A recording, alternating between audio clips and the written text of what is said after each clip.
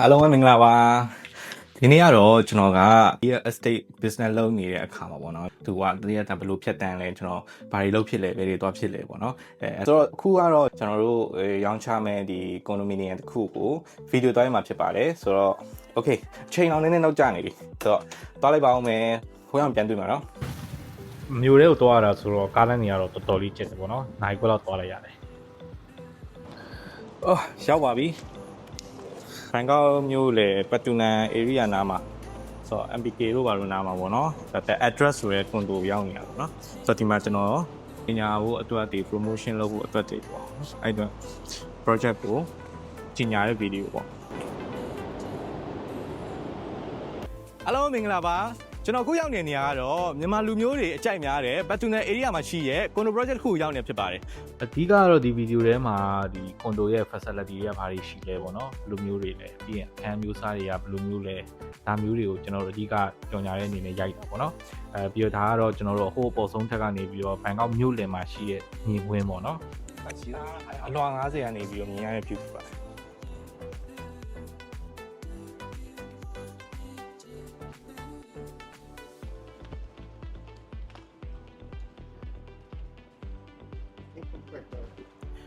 ခုဒီမှာကျွန်တော်ဗီဒီယိုရိုက်တာတော့ပြီးသွားပြီပေါ့နော်ဆိုတော့အခုကျွန်တော်ဘယ်သွားမလဲဆိုရင်ကျွန်တော် Union Mall ကိုသွားမယ်ပေါ့နော် Union Mall မှာကျွန်တော်မိတ်ဆွေတယောက်ကသူကဒီ shopping mall ထဲမှာcoffee store လေးဖွင့်ထားတယ်ပေါ့နော်ဆိုတော့အဲ့ဒါလေးကိုသွားပြီးတော့လေ့လာမယ်ပြီးတော့နောက်တစ်ခါသူ့ရှိလဲမြောက်တာကြားပြီဆိုတော့ဒီဆိုင်ဖွင့်တာကိုလည်းသွားအောင်ပေါ့နော် okay ကျွန်တော်သွားကြရအောင်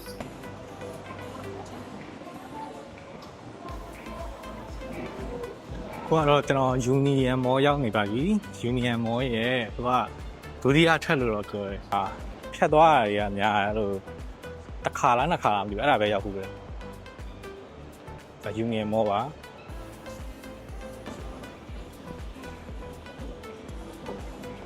F1 ပေါ့နော်ဆိုတော့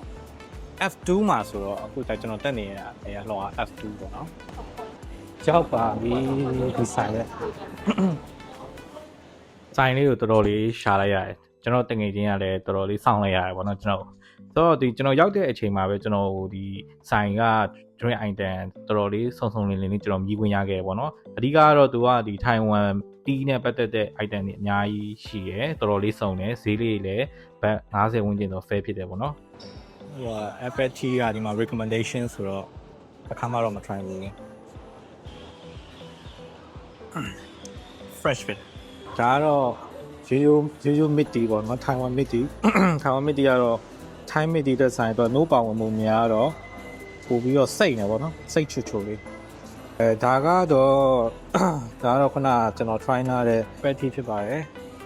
ဒါလေးကတော့တော်တော် fresh ဖြစ်တယ်ပေါ့နော် this one yeah oolong tea the smell is good but the taste is very soft and not sweet Yeah, not sweet. not sweet It's only 50%. ဟာ ကျွန်တော် drink လေးရဲ့အရသာတွေပြီးတဲ့အခါမှာကျွန်တော်မိတ်ဆွေနေပေါ့နော်အဓိကဒီဆိုင်လေးဖွင့်ပြခဲ့တဲ့အကြောင်းလေးတွေကိုကျွန်တော်တို့ပြောပြခဲ့ကြတာပေါ့နော်သူကလည်းအဓိက Taiwan ဒီ style ဖြစ်တဲ့အတွက်ကြောင့်မို့လို့ဒီ Taiwan တီးတွေလုပ်တဲ့အခါမှာတကယ် authentic အရသာဖြစ်အောင်လို့သူဘယ်လိုစူးစမ်းခဲ့ဘယ်လိုပြင်ဆင်ခဲ့လဲပေါ့နော်ဒါတွေကျွန်တော်မေးပြခဲ့အဓိကတော့သူက authentic ဖြစ်ဖို့အတွက်ကိုသူတို့ရဲ့ Taiwan ကဒီတီးတွေလုပ်တဲ့ professional တွေကိုတော့တေချာခေါ်ပြီးတော့ဒီမှာ training တွေလုပ်ပြီးတော့ဒီအရသာ quality တိုင်းထွက်အောင်တေချာပြင်ဆင်ခဲ့ရပါတော့ဒါတော့ကျွန်တော်မြည်ဖို့2ခွက်လောက်ကြံနေရပေါ့နော်ကျွန်တော်လည်းမတောက်နိုင်တော့တာမို့လို့အိမ်ပါဆယ်ပဲဆွဲခဲ့တော့တယ်ဒီမှာတော့ cost rate နည်းနည်းကြီးပါတယ် Do you want a sausage? so Let's share the sausage. yes let's share sausage and I will pick this one sausage cost Soy guy. guy this one beef Yes, beef. Huh?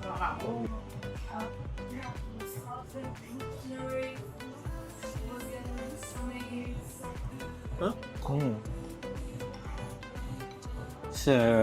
northern Thailand food